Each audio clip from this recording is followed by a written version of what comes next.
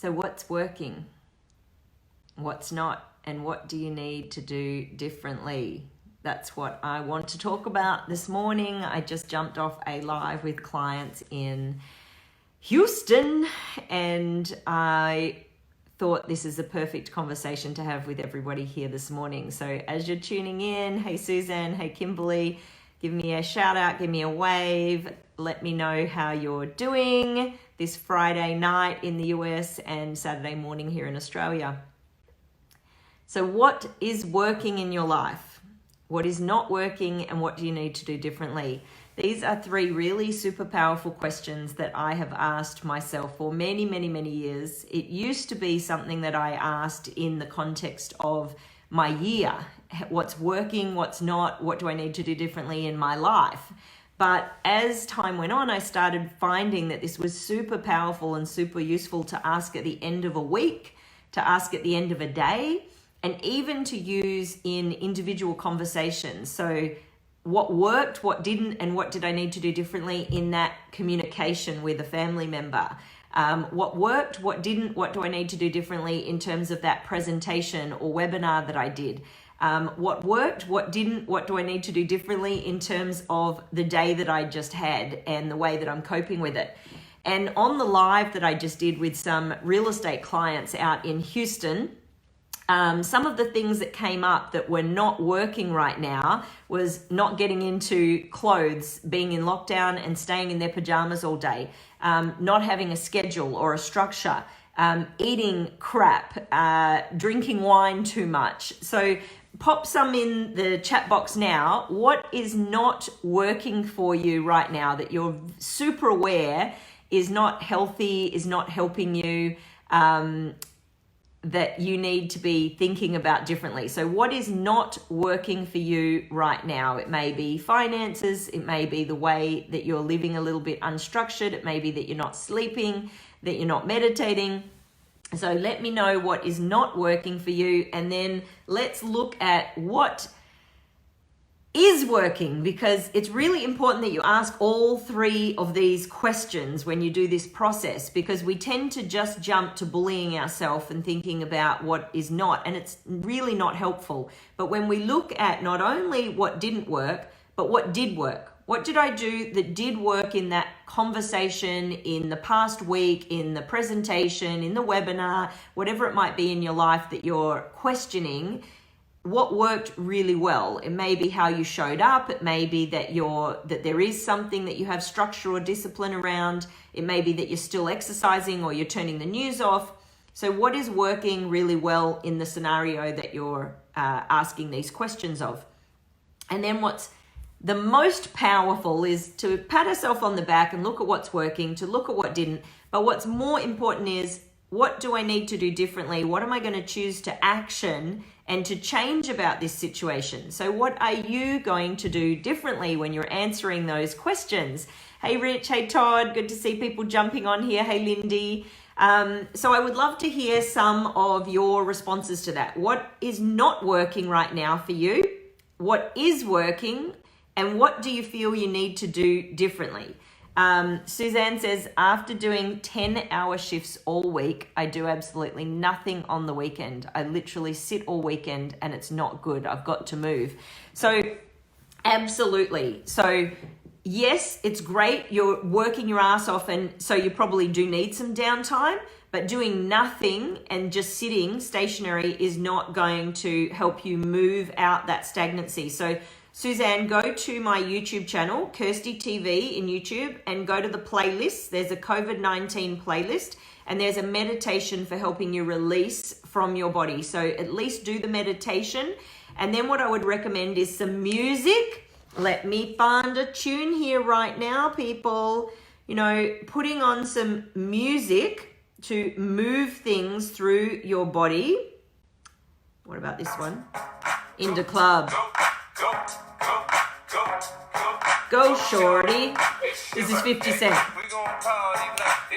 Come on, you can feel it. Who's already moving a little bit? So put some music on. Like, it's amazing how quickly music shifts our energy, shifts our state, You're sitting because you're exhausted, you're tired, you're fatigued, but part of that is all that stagnant, stuck energies in your body, and come Monday, you're not really going to be fully recharged and fully recovered unless you can move some of it out. So gentle walks, some singing, some dancing, some meditation would be great.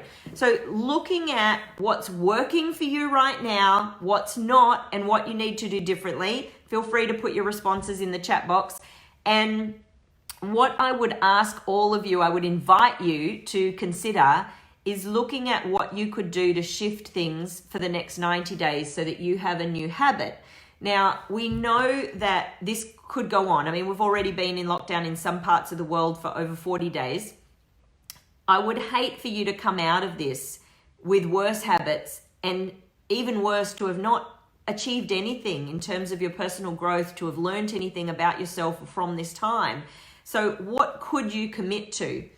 Many years ago, I was asked to commit to 90 days of giving something up or choosing something new that I wanted to learn or develop or add to my repertoire.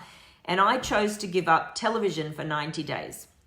And I have to tell you, I really struggled at the beginning. I did not want to give it up. I was so resistant, and I realized that that was my problem. If I had such a challenge with giving something so small up when there were so many other options of things to do, I wasn't giving everything in life up. I thought, I've got a problem, an addiction here. So I committed to giving up the television, and I noticed that when I gave that up, it meant that other beautiful things came in. I started reading more, I started meditating more, I started moving more. And I also noticed I slept better. And when I added back television to my life after those 90 days, I never went back to binge watching and watching in the way I used to. I was so much more conscious of how it affected me. As soon as I started adding back in like crime shows and psychological thrillers at night, I couldn't sleep as well, and I had dreams that involved a lot of that dark kind of crime stuff. And I recognized, okay, I need to, if I ever watch that, I need to watch it earlier in the day, not before bed. And I just never went back to watching as much television. So what could you choose to do right now that would change your life if you gave it up for 90 days or added it in? Maybe you want to meditate for 10 minutes a day. Maybe you want to make sure you have that structure right now, and you're getting up and you're putting your clothes on and getting ready to work in the house. Maybe it's eating better. Maybe it's going to bed at a certain time so that you're sleeping and not just watching TV till the wee hours of the morning, which we know there's a correlation. If you don't get enough sleep and you are gaming or watching TV very late, there's a correlation to suicide and mental health. So making sure that you're getting the sleep that you need, that you're getting the movement that you need. Hey, Rick, good to see you here. And Zamara, Alex Byron, lovely to have you guys on here. So you can go back and catch the replay. There's also, if you go to my video tab, I've just recorded this week tons of videos on grief and the loss that this is triggering for a lot of people, the anxiety and the fear. If you go to Kirsty TV YouTube, there's a COVID-19 playlist for anyone suffering with anxiety that you can share with family members and friends to support them. And there's a beautiful meditation there that just helps you release what is a micro trauma each week that we're kind of experiencing and taking in with all of the news and friends and Facebook and social media. So look at the past week, what has worked really well for you, what hasn't, and then what's important about that is, what can I do differently? What can I choose to do differently? And you might like to commit to 90 days of doing something, whether it's adding in a meditation practice or 90 days of giving something up like social media or TV, and put some parameters around your commitment. And you might like to reward yourself at the end of 90 days. If you stick to it, what are you going to gift to yourself?